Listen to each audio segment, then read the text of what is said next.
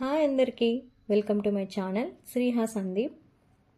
ఇప్పుడు నేను ఇక్కడ రవ్వ లడ్డూస్ చేస్తున్నా. నాకు చాలా ఇష్టం. ఈ లడ్డూస్ని మా అమ్మ రామదేవుడి పూజలు చేసుకున్నప్పుడు దేవునికి ప్రసాదంగా పెట్టేది.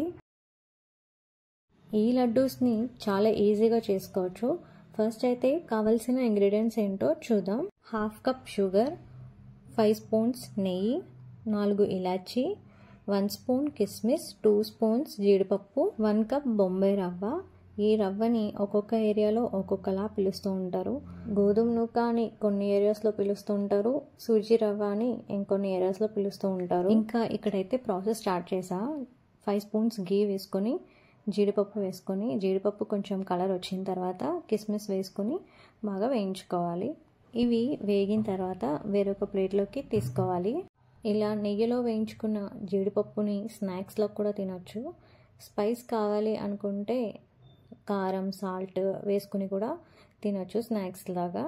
ఇవి వేగడం అయితే అయిపోయింది. వేరొక ప్లేట్లోకి తీసుకున్నా. అదే నెయ్యిలోకి 1 కప్ సూజీ రవ్వను వేసుకుని లో ఫ్లేమ్లోనే పెట్టుకుని బాగా వేయించుకోవాలి. ఈ రవ్వ కలర్ చేంజ్ అయ్యేంత వరకు బాగా కలుపుకుంటూ వేయించుకోవాలి. ఈ రవ్వ వేగడానికైతే 10 to 15 మినిట్స్ టైం పడుతుంది.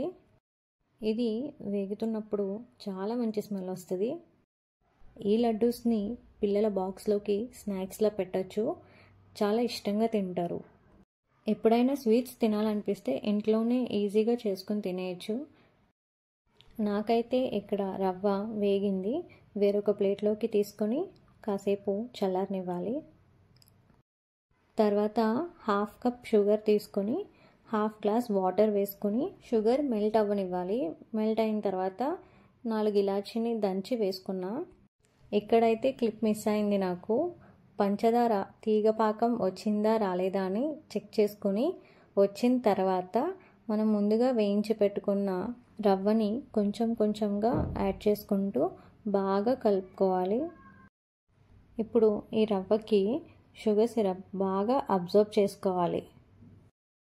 తర్వాత స్టవ్ ఆఫ్ చేసుకొని 15 మినిట్స్ చల్లారనివ్వాలి.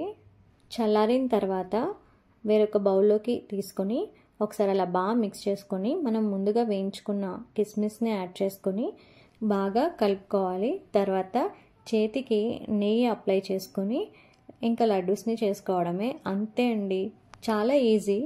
తప్పకుండా ఒకసారి ట్రై చేయండి మీరంతా కూడా.